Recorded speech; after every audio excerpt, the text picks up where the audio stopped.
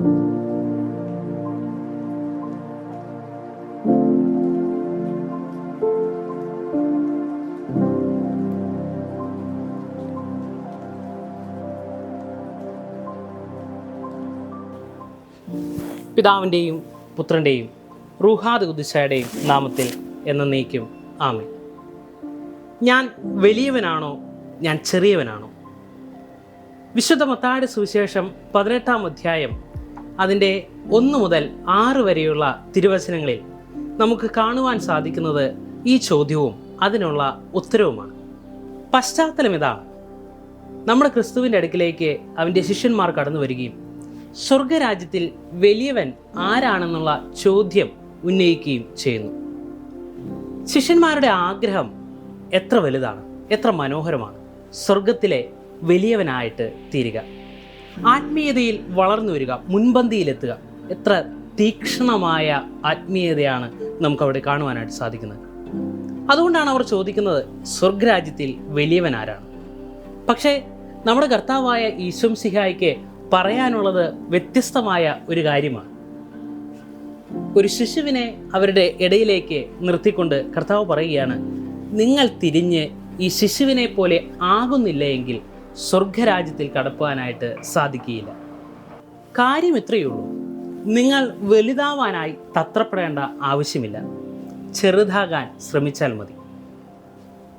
നമ്മുടെയൊക്കെയും ജീവിതങ്ങളിലെ മുൻപന്തിയിൽ എത്തിത്തേരുവാനുള്ള ഓട്ടങ്ങളും മത്സരങ്ങളും അനവധിയാണ്. ഈ മത്സരങ്ങൾ ഉണ്ടാക്കിയെടുക്കുന്നതായിട്ടുള്ള അപകടങ്ങൾ അത് എത്ര വലുതാണെന്നും എത്ര ആഴത്തിലുള്ളതാണെന്നും നമുക്ക് ഒന്ന് പരിശോധിച്ച് നോക്കിയാൽ മനസ്സിലാക്കുവാനായിട്ട് സാധിക്കും. ആത്മീയ രംഗത്ത് പോലും ഈ വലിയവൻ ചെറിയവൻ, ഒന്നാമൻ അതിന് പുറകിൽ വരുന്നവൻ എന്നുള്ള മത്സരം കടന്നു വരുമ്പോൾ അതിൻ്റെ ഏറ്റവും വലിയതായിട്ടുള്ള പ്രശ്നങ്ങൾ നമ്മൾ മനസ്സിലാക്കേണ്ടുന്നത് ആവശ്യമാണ്. ആ ചുങ്കക്കാരനോടൊപ്പം പ്രാർത്ഥിക്കുവാനായിട്ട് പോയ പരീശൻ്റെ അവസ്ഥയാകും ഇങ്ങനെയുള്ളവരുടെ അവസാനം.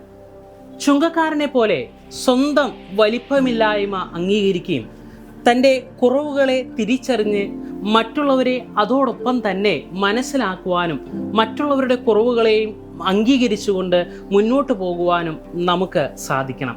അതാണ് സ്വർഗരാജ്യത്തിൻ്റെ രീതി. നമുക്ക് സ്വർഗരാജ്യത്തിലേക്കുള്ള എൻട്രി പാസും അതുതന്നെയാണ്. ക്രിസ്തു യേശുവിൻ്റെ മതപ്രകാരം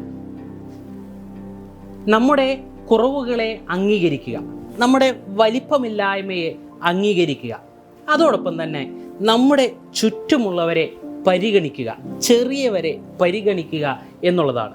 ഈ മനോഭാവം അല്ലെങ്കിൽ ഈ ഒരു പ്രവൃത്തി നമ്മുടെ ജീവിതത്തിലുണ്ട് എങ്കിൽ നമുക്ക് സ്വർഗരാജ്യത്തിൽ വലിയവനായിട്ട് തീരുവാനായിട്ട് സാധിക്കും.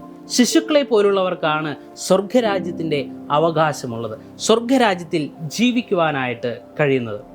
അതുകൊണ്ട് ഈ ചോദ്യം നമ്മുടെ എല്ലാവരുടെയും മനസ്സിൽ എപ്പോഴും നിലനിൽക്കട്ടെ: ഞാൻ വലിയവനാണോ, ഞാൻ ചെറിയവനാണോ? ഈ ചോദ്യങ്ങൾക്ക് ഉത്തരം നൽകുന്നതായിരിക്കണം നമ്മുടെ ഓരോരുത്തരുടെയും ജീവിതങ്ങൾ. നമുക്ക് ചെറിയവനായി തീരുവാനായിട്ട് പരിശ്രമിക്കാം. വലിയവൻ ആകുന്നത് അത് ദൈവത്തിൻ്റെ ഹിതമാണ്. നമ്മെ വലിയവനാക്കുന്നത് അത് ദൈവമാണ്. വിട്ടുകൊടുക്കുക, നമ്മുടെ പ്രവൃത്തി വിലയിരുത്തട്ടെ. ദൈവം നമ്മെ വലിയവനാക്കി സ്വർഗരാജ്യത്തിൻ്റെ ഉന്നതിയിലേക്ക് കൊണ്ടുചെല്ലട്ടെ. അതിനെ പരിശുദ്ധാത്മാവ് നമ്മെ സഹായിക്കുകയും ശക്തീകരിക്കുകയും അനുഗ്രഹിക്കുകയും ചെയ്യുമാറാകട്ടെ. ആമേൻ.